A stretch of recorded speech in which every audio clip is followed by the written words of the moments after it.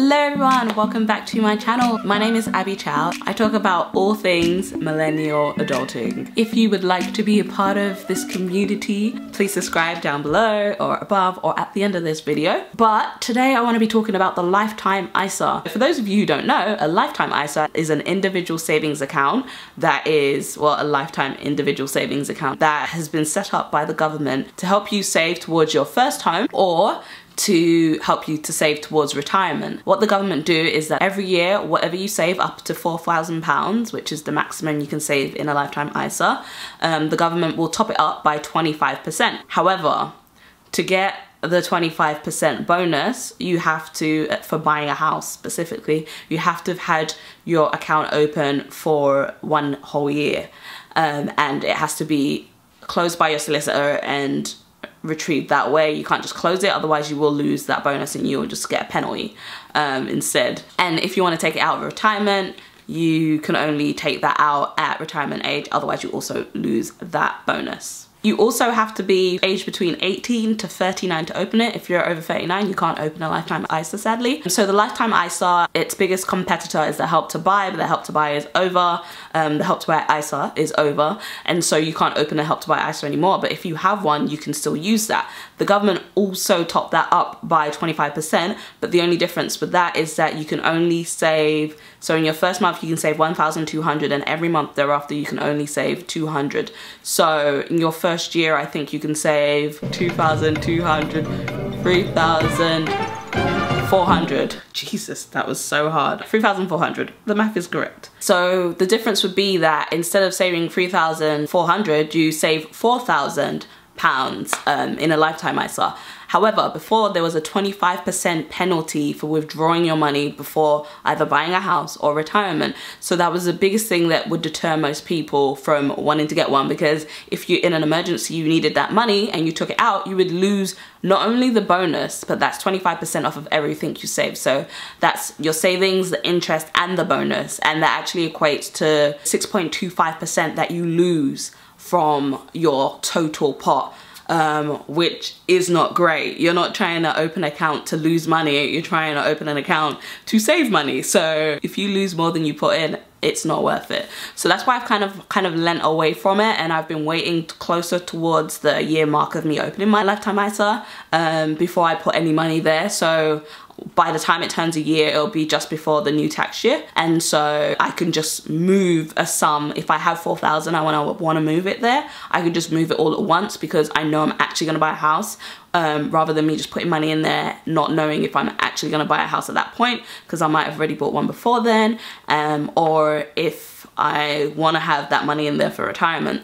But it would make more sense for me to put it in a pension because of tax relief. But the government have decided they're gonna scrap the 25% penalty and have changed it to a 20% penalty, which means that when you withdraw it, you get back what you put in. So you don't lose any money this way. So that is amazing, because it means that you can save in a Lifetime ISA and you can get your interest and all that and keep it kind of as a normal ISA. But then when if you have to withdraw it because you're not gonna buy a house, you're not, you don't want to keep it in there for retirement, or you need the money in an emergency, then you can take that back and not have to kind of stomach a loss, which is really cool. It's really actually good because right now ISA rates are really crap. So I'm kind of happy with my like 1.25% with Moneybox. So I've started moving money over there just to keep it far away and in savings. So I put like our tax money over there and our house savings over there, and just stuff that I'm not going to touch for a long time to accrue interest and hopefully go towards our first home purchase. This, however, is only until April 5th, 2021. So this is for a year. They started it on April 6th and it will be running until April 5th, 2021. So if you've ever thought about getting a LISA, now's a great time to get one. However, set yourself a reminder if you're not going to be sticking with it. If you're not planning to buy a house, I don't know if this is worth it for you. You might be better off putting your money somewhere else. There are still cash ISAs out there. They don't have the best rates right now because the world is kind of crumbling a little bit. The economy is crumbling a little bit. So yeah, interest rates are just messed up right now. So all my banks contacted me telling me how they were cutting my interest rates because of the bank cutting the interest rates. It's a struggle. Now's probably like one of the hardest times to make any profits in saving, which really sucks. But I guess if you're buying, it can be quite good for you. I guess it's good for people who have money to buy or are buying stuff right now. So like if you're buying a home, they're probably going to be a little bit cheaper in the next year or 6 months. So that's definitely a positive. I'm curious to see how this will affect things, because now I'm saving. I have both a lifetime ISA and a Help to Buy ISA, and I've been saving in my Help to Buy ISA, but now I'm gonna start saving in my lifetime ISA as well. So I'm gonna do them both side by side, and you can't use both when you are buying your home. However, you can use one. So if you do save, let's say I save up to 4,000 up until the end of this tax year, and then on the next day, if I decide, oh, like, because by then my account will have matured by a year, and then if I decide, oh, do you know what, well, if we decide, this household decides that we found a great home, we want to buy a home, we have enough money, we have a big enough deposit, we can just move the money from my Help to Buy to the lifetime ISA and then use that. And couples can each have a lifetime ISA or a Help to Buy ISA. So you can both use like a lifetime ISA to buy a house, and you can get double the bonus. That's awesome. Take advantage of that. The same with the Help to Buy. So you could both use your separate ones. So the minimum to open a lifetime ISA can be £1. So I use £5 to open mine with Moneybox. And if you think you might be needing to buy a house in the future, it's a good idea to just open a lifetime ISA and put the minimum in there, so the clock is ticking when it comes to the whole year.